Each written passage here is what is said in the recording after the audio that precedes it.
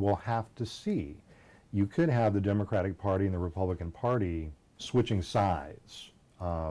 By this, what I mean is, I just saw the movie Lincoln with my wife yesterday, and it was very interesting. The audience response was that the movie is about the 13th Amendment, which essentially to the Constitution, which outlawed slavery, right? And so the party pushing that amendment is the Republican Party, right? And the party opposing that is the Democratic Party, right? So it just kind of reminded me, I was like, wow, these guys totally flip-flopped. And now no one even uses the term Party of Lincoln because it wouldn't mean anything, right? So so I guess what I'm saying is that Hispanics and Latinos, in terms of which party we support, we're looking at their record. And if the Democratic Party switches sides or begins to do things that we define as being opposed to our interest, we'll leave the Democratic Party. I mean, I have no doubt about that. There's some other things that make, excuse me, Latino support for the Democrats probably more likely in the coming decades. One example is, let's look at voter turnout, number one. Who was able to get a lot of Hispanics out to vote in places like Los Angeles, Denver, New York, Detroit, cities of that nature.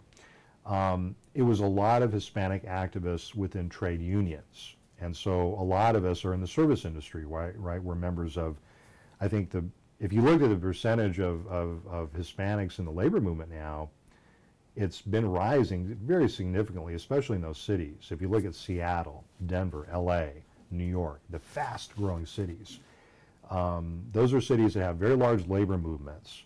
We don't see that as much in Florida per se, but we do see that. I mean, even in cities like Houston, Texas has a very large labor movement, and there a lot of the leaders are Hispanics.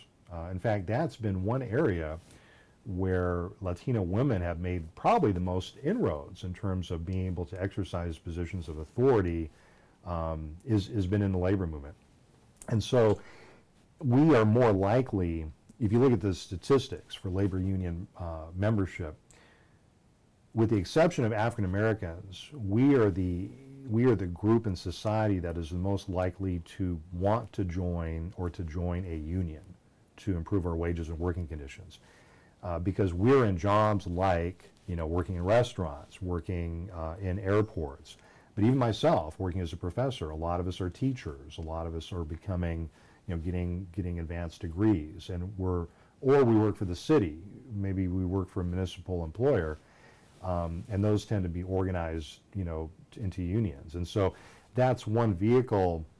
Historically, immigrants have always used unions to kind of integrate themselves into the broader society, right? In terms of my grandfather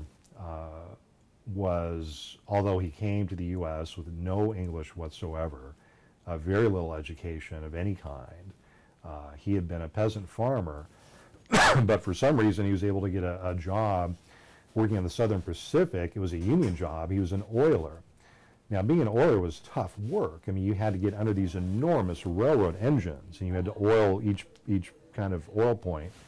A lot of guys would get killed. Engines would collapse or fall, or huge parts would come and crush people. But nonetheless, it was a fairly well-paying job, and he was able to buy a house, which in 1920 was kind of unusual for Mexican Americans.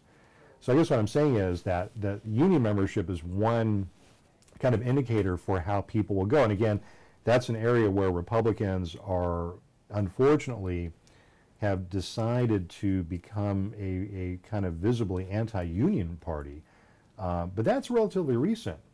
Republicans in the 50s and 60s and 70s and 80s would actually try to garner union support. It's only been recently that they've said, well, we're the anti-union party. Now, to me, if the Republicans are ever going to kind of make any overtures to us, to Hispanics and Latinos, they're going to have to change that tune right away, right?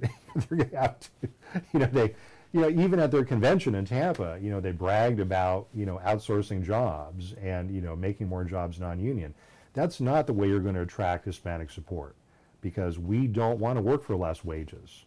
We already, there's already enough of us that work at Walmart for $8 or less an hour. We don't need any more of that. We need to be making $10, $12, $20 an hour. We need to be moving to skilled trades. Or we need to be moving into jobs that provide a living wage. And if we see the Republican Party being opposed to those things, like being opposed to raising the minimum wage, we're not going to support them. That's all there is to it. And it doesn't matter if they call for amnesty tomorrow. I mean, if you have amnesty but you don't have a viable economy, it doesn't work.